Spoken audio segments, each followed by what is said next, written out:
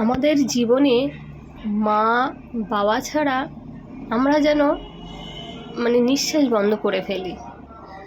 বাবার মতো কোনো দায়িত্বশীল কোনো পুরুষ হতে পারে না, ইভেন নিজের স্বামীও না। স্বামীর যখন ইচ্ছে হয় তখন ভালোবাসে, যখন ইচ্ছা হয় না তখন ছুঁড়ে ফেলে, এটা স্বামী করতে থাকে। কিন্তু বাবা কখনো দায়িত্ব থেকে পিছিয়ে যায় না। মায়ের মতন যত্নশীল নারী পৃথিবীতে আর কোনো নারী হতে পারে না।